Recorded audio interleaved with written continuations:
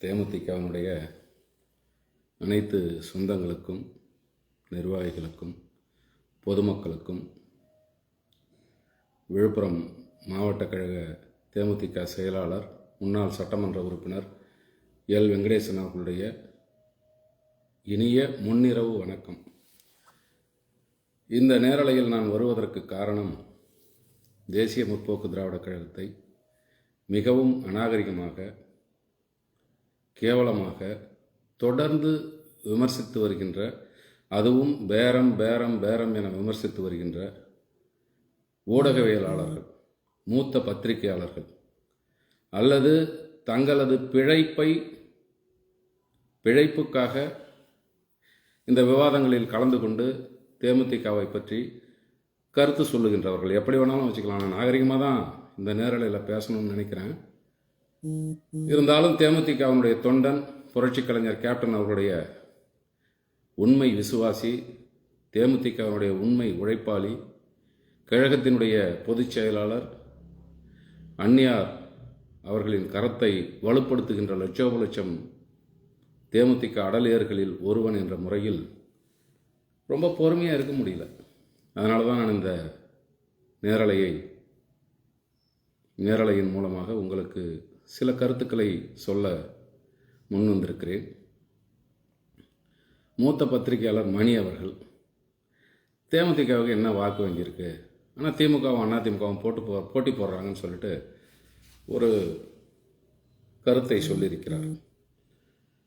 தேமுதிக 2021 இந்த ஓட்டு வாங்குச்சு அப்படின்னு சொல்கிற மணி அவர்களே, 2024 அதிமுகவோடு யாரும் கூட்டணி இல்லை என்ற சூழ்நிலையில் தேமுதிக மட்டும் கூட்டணியிலே இருந்து 2.7% வாக்குகளை பெற்றிருக்கிறது. அது உங்களுடைய கண்ணுக்கு தெரியவே இல்லையா? 2021 சொல்கிறீங்களே, 2024 போன வருடம் நடந்த தேர்தல், அந்த தேர்தலிலே 2.7% வாக்குகளை வாங்கியிருப்பது உங்களுடைய கண்ணுக்கு தெரியவில்லை. நான் நாகரிகமாக உங்ககிட்ட கேட்குறேன். ஒரு மாநாடு இந்த மாதம் 9ஆம் தேதி நாங்கள் நடத்தினோம். எத்தனை லட்சம் பேர் வந்திருப்பாங்க? உங்களுக்கு மனசாட்சி இருக்கா? நான் மணி அவர்களுக்கு மட்டும் கேட்கவில்லை, புதியதாக விவாதங்களிலே பங்கேற்றிருக்கிற கோட்டீஸ்வரன் அவர்களுக்கு கேட்கிறேன், பிரியன் அவர்களுக்கு கேட்கிறேன், தராசு ஷியாம் அவர்களை கேட்கிறேன், சுமன் சி. ராமன் அவர் ஒரு கருத்து சொல்லியிருக்கார், அவரை கேட்கிறேன். இந்த உலகத்திலே கருத்து சொல்வதற்கோ வாழ்வதற்கோ தகுதி இல்லாத திருச்சி சூர்யாவை பார்த்தும் நான் கேட்கிறேன். எங்கள் கட்சியை பற்றி உங்களுக்கு என்ன தெரியும்? நான் ஒரு முன்னாள் சட்டமன்ற உறுப்பினர், நாகரிகமாக பேச வேண்டும் என்பதற்காக நான் பேசிக் கொண்டிருக்கிறேன். அநாகரிகமாக பேசணும்னா எங்களுக்கு அதுக்கு மேலே தெரியும். கடந்த நாடாளுமன்ற தேர்தல் நாங்கள் அதிமுக மட்டும்தான் கூட்டணி, அதில் 2.7% வாக்குகளை நாங்கள் வாங்கியிருக்கிறோம். உங்களுக்கு தெரியும், விருதுநகரில் வெற்றி பெற்றதை தம்பி விஜயபிரபாகரன் அவர்கள் வெற்றி பெற்றதை தோல்வியடைந்தார் என அறிவித்தார்களோ அல்லது உண்மையாகவே வெற்றி வாய்ப்பை இழந்தாரோ அது வேறு விஷயம்.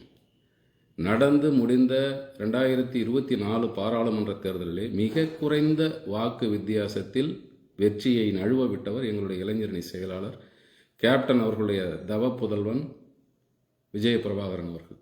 உங்கள் கண்ணுக்கு இதெல்லாம் தெரியாதா? நாங்கள் அதிலே மட்டும் வெற்றி பெற்றிருந்தால் எங்களுடைய நிலையே வேறு.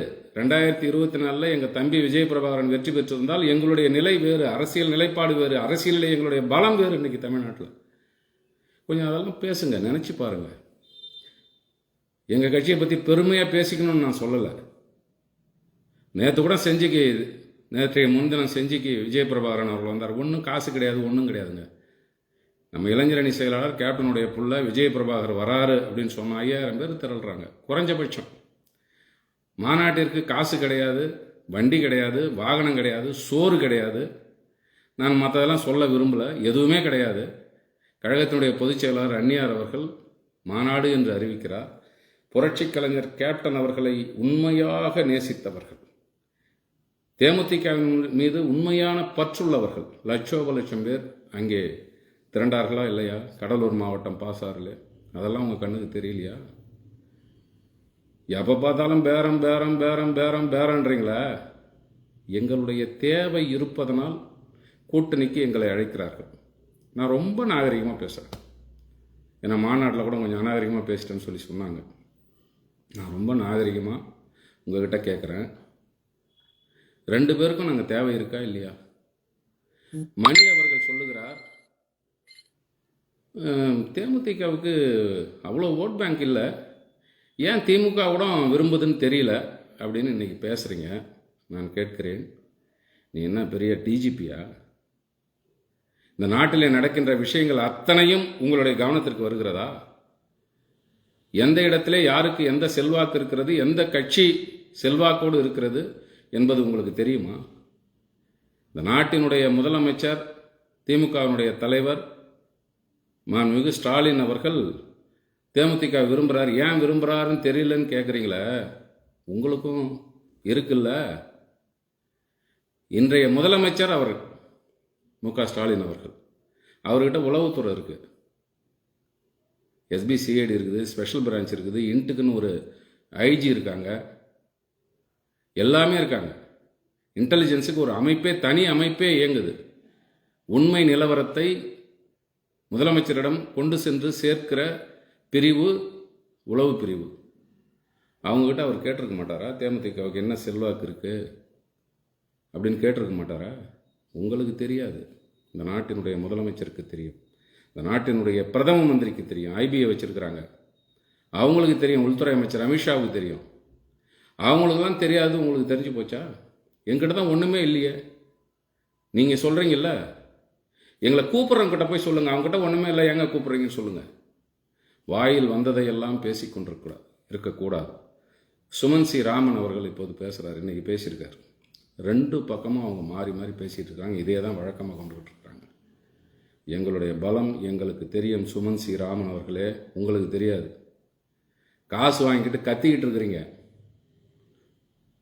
நாகரிகமாக பேசணும்னு நினைக்கிறேன். காசை வாங்கிக்கிட்டு கத்திக்கிட்டு இருக்கிறீங்க.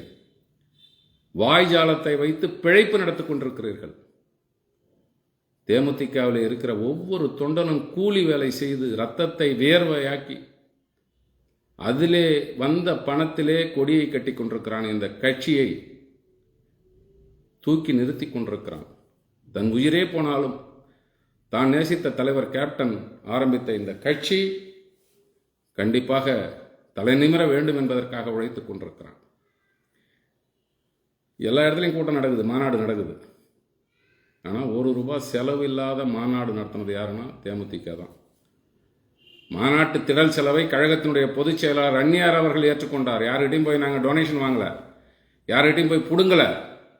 நாங்களும் ஒரு அரசியல் கட்சி, எங்களுக்கு கொடுங்கன்னு சொல்லி மிரட்டலை, எதுவுமே பண்ணலை.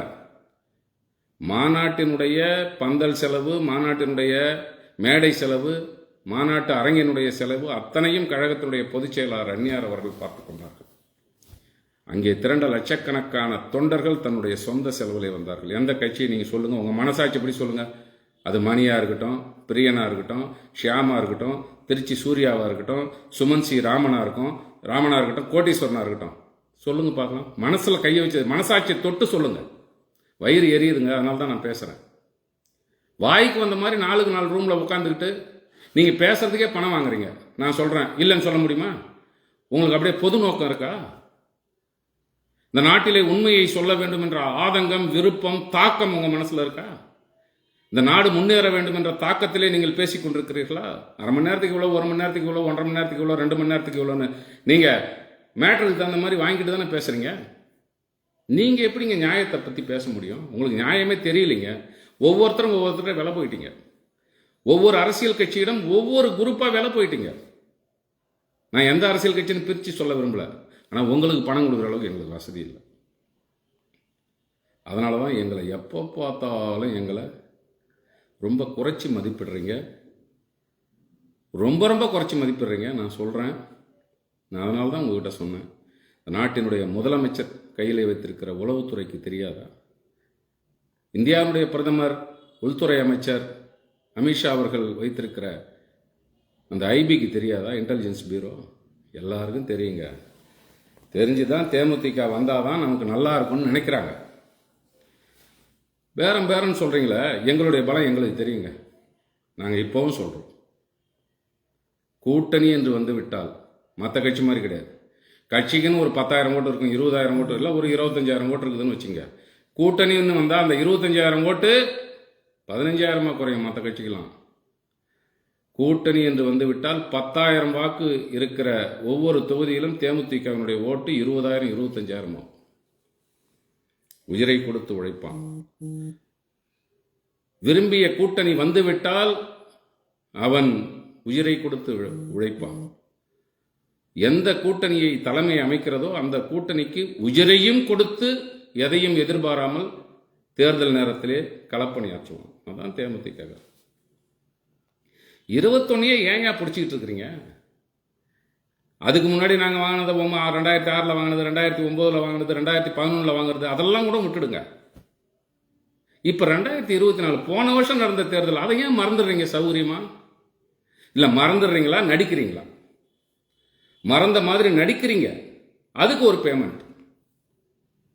தயவு செய்து இதெல்லாம் தேவையில்லை.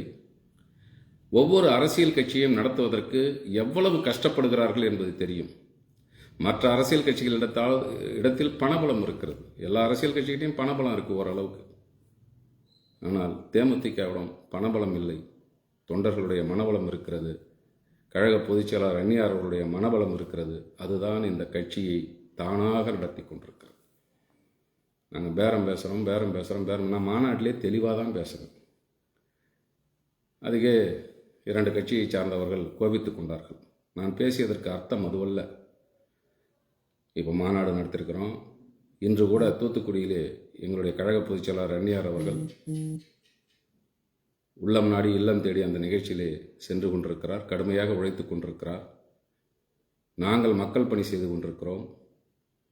இன்னைக்கு கேப்டன் மறைந்து 2 ஆண்டுகள் முடிந்து விட்டது. இந்த நிலையிலும் ஒரு நாள் விடாமல், ஒரே ஒரு நாள் விடாமல் இன்றும் அவருடைய ஆலயத்திலே அன்னதானம் நடைபெற்று கொண்டிருக்கிறது. அந்த மனம் எங்ககிட்ட இருக்கியா? மக்கள் ஓட்டு போடுறாங்க, ஓட்டு போடல, நம்மளை ஏற்றுக்கிறாங்க, நிராகரிக்கிறாங்க, இதெல்லாம் நாங்கள் பார்க்கல.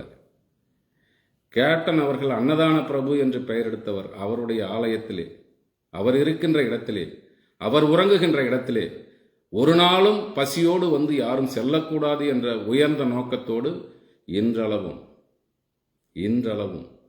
என்றும் என்றென்றும் அங்கே அன்னதானம் நடைபெறும். இந்த மனம் எங்களிடத்தில் இருக்கிறது.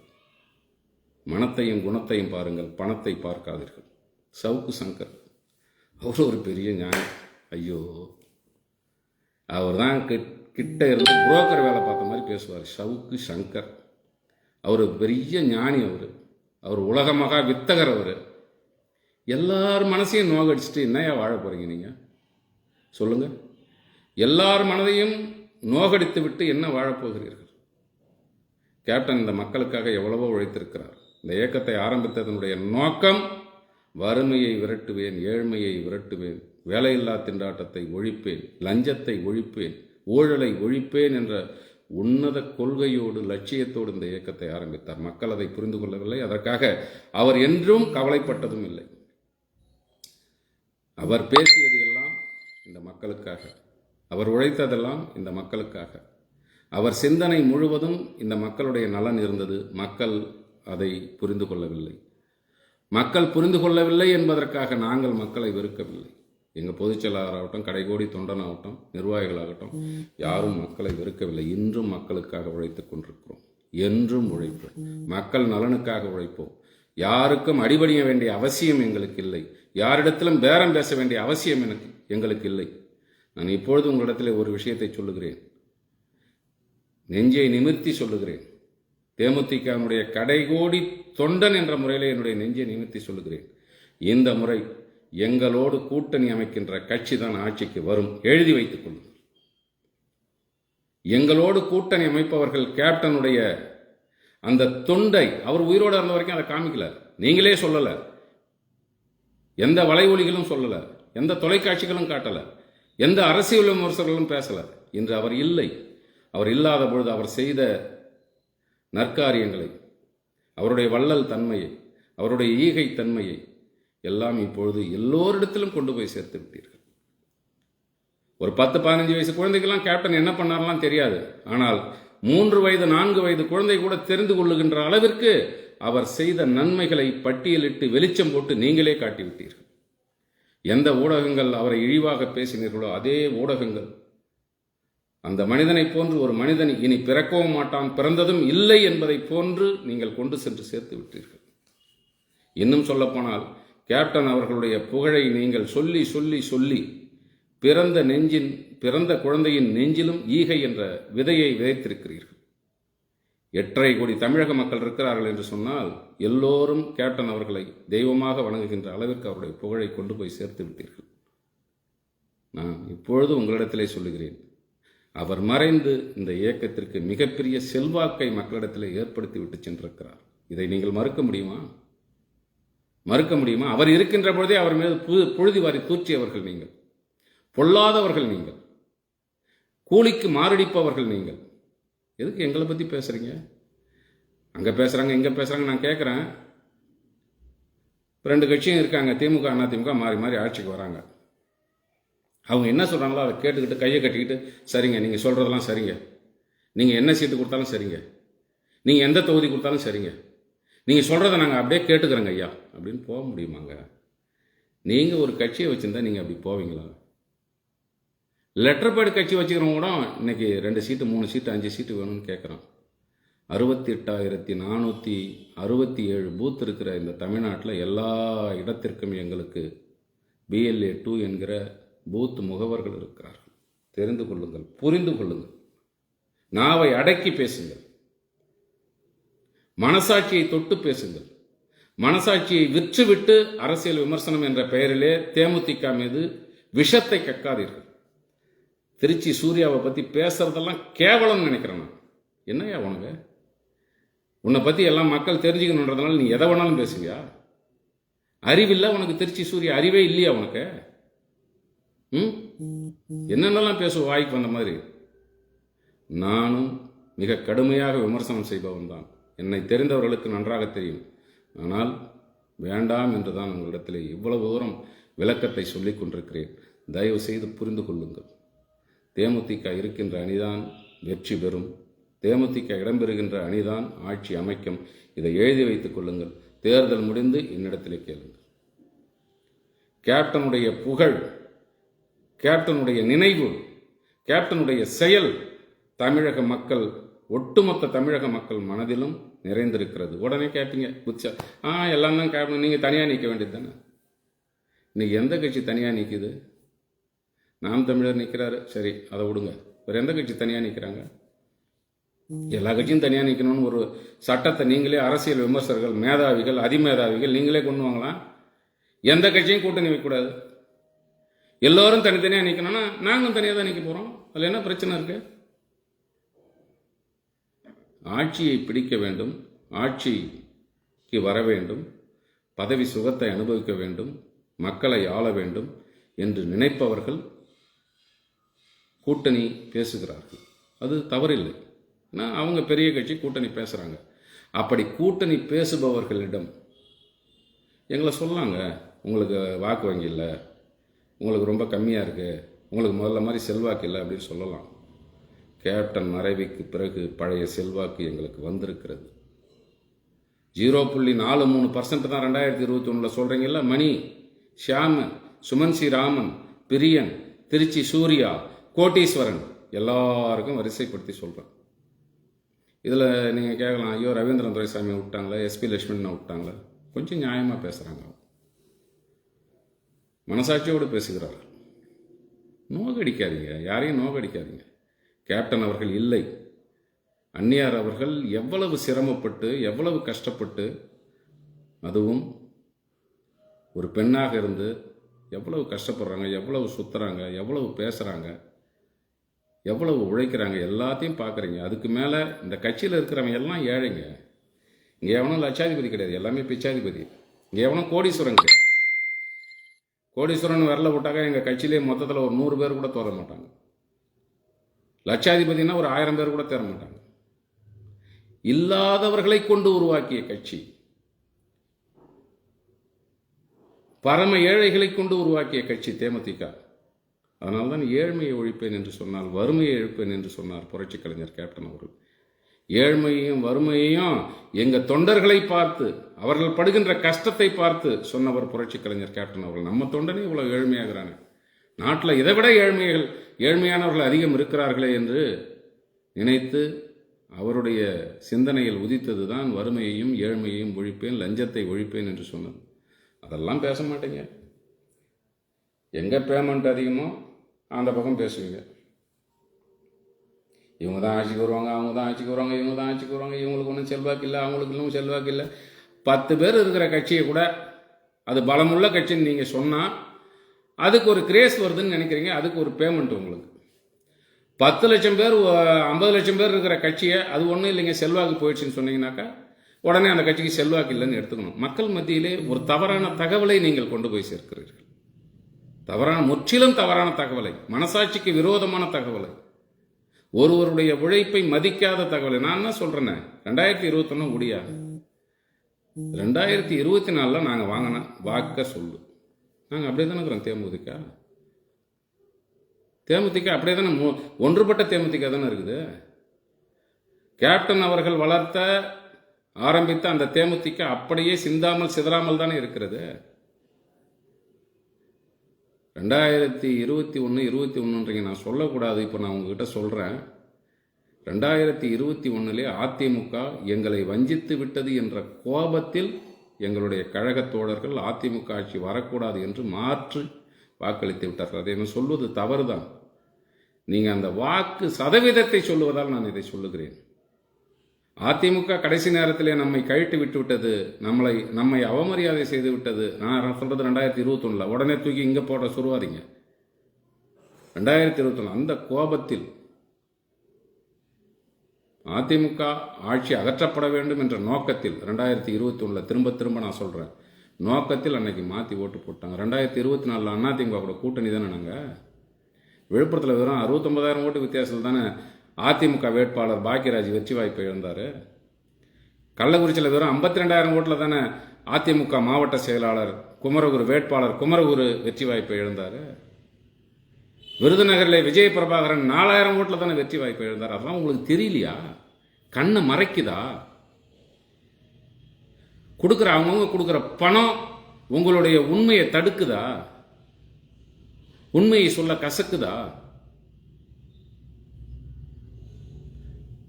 புரிந்து கொள்ளுங்கள், உண்மையை பேசுங்கள். கடந்த தேர்தலில் 2.70% அதை பற்றி பேசுங்க. நான் இந்த நேரலையின் வாயிலாக ஒரு முன்னாள் சட்டமன்ற உறுப்பினர் என்ற அடிப்படையில், விழுப்புரம் மாவட்டத்தினுடைய செயலாளர் என்ற அடிப்படையில், தேமுதிகவுடைய உண்மை தொண்டன் என்ற அடிப்படையில், புரட்சி கலைஞர் கேப்டன் அவர்களுடைய உண்மை விசுவாசி என்ற அடிப்படையிலே நான் சொல்லுகிறேன். எல்லாம் ஒன்னா சேர்ந்து கூட வாயானே. எங்க கட்சியை பற்றி நீ என்னெல்லாம் எதிர்மறையான கருத்துக்களை சொல்கிறீர்களோ அதற்கெல்லாம் நான் பதில் சொல்லுகிறேன். எந்த இடத்துக்கு வேணாலும் கூப்பிடுங்க, நான் வர தயாராக இருக்கிறேன். தேமுதிக என்பது ஒரு உண்மையான இயக்கம். இது மக்களுக்கான இயக்கம், ஏழை தொண்டர்களை கொண்ட இயக்கம், உண்மையான உழைப்பாளிகளை கொண்ட இயக்கம், கூட்டணி சேருகின்ற இடத்திலே உயிரை கொடுத்து கூட்டணி வெற்றிக்காக உழைக்கின்ற களப்போராளிகள் நிறைந்த இயக்கம். இந்த இயக்கத்தை பற்றி தவறாக பேசாதீர்கள். பேரம் பேரம் பேரம் என்ற வார்த்தையை மீண்டும் மீண்டும் உபயோகிக்காதீர்கள். அப்படி உபயோகித்தால் உங்களுடைய பிறப்பிலேயே எனக்கு சந்தேகம் இருக்கிறது. தேவையில்லை. எங்களுடைய பலம் எங்களுக்கு தெரியும். எங்களுக்கு 84 மாவட்ட செயலர் இருக்காங்க, 60 மாநில நிர்வாகிகள் இருக்கிறாங்க. நீங்க 6 சீட்டுன்னு போடுவீங்க, 8 சீட்டுன்னு போடுவீங்க, 9 சீட்டுன்னு போடுவீங்க, 10 சீட்டுன்னு போடுவீங்க. அதெல்லாம் பார்த்துக்கிட்டு சும்மா இருக்கணுமா? நீங்க தான் போய் புரோக்கர் வேலை பார்க்குறீங்களா? நீங்க தான் மீடியேட்டர் வேலை பார்க்குறீங்களா? எந்த அடிப்படையில் நீங்க பேசுறீங்க? ஏன் பேசுறீங்க? என் கட்சியை பத்தி அந்த அளவுக்கு பேச வேண்டிய அவசியம் என்ன இருக்குது? 2 இடத்துலையும் பேசுறாங்க. ஒன்னு புரிஞ்சுக்கினீங்களா நீங்க? ஏன் 2 இடத்துலையும் நாங்க பேசுறோம்னு சொல்றீங்க? நாங்க பேசுறோன்னு ஏன் சொல்றீங்க? அது 2 பேர் பேசுறாங்களோ 3 பேர் பேசுறாங்க, அவங்க தானே பேச முடியும். தேமுதிக என்ற இயக்கத்தினுடைய கூட்டணி தேவை என்பவர்கள் தானே எங்களிடத்திலே பேச முடியும். நாங்க போய் அங்க பேசுறோம், இங்க பேசுறோம், அங்க பேசுறோம், நாங்க எப்படி பேச முடியும்? உங்களுக்கும் அந்த 6வது அறிவு இருக்குல்ல. ஒரே நேரத்தில் போய் தேமுதிக அங்கேயும் பேசுது அங்கேயும் பேசுது, எல்லாம் எங்ககிட்ட பேசுறாங்கன்னு நினைச்சுக்கோ. உண்மை அதுதான். நான் திமுகவையோ அதிமுகவையோ மற்ற கட்சிகளை பற்றியோ நான் பேசவில்லை. ஆட்சி அமைக்க வேண்டும் என்று விரும்புகிறவர்கள், எங்களுடைய பலம் பலவீனத்தை தெரிந்தவர்கள், நாங்கள் வேண்டும் என்று நினைப்பவர்கள் எங்களை கூட்டணிக்கு அழைக்கிறார்கள் என்று சொன்னால் மாற்றி பேசுங்க. நாளிலிருந்து 2 பேருமே தேமுதிக தேவைன்னு நினைக்கிறாங்கன்னு பேசுங்க, 3 பேருமே தேமுதிக தேவைன்னு நினைக்கிறாங்கன்னு பேசுங்க, 4 கட்சியும் தேமுதிக தேவைன்னு நினைக்குதுன்னு பேசுங்க. அதில் உண்மை இருக்குது. புரியுதா? தேமுதிக அனைத்து இடங்களிலும் பேரம் பேசுகிறது என்பதில் துளியும் இமியளவும் கடுகளவும் உண்மை இல்லை என்பதை தயவு செய்து உணருங்கள்.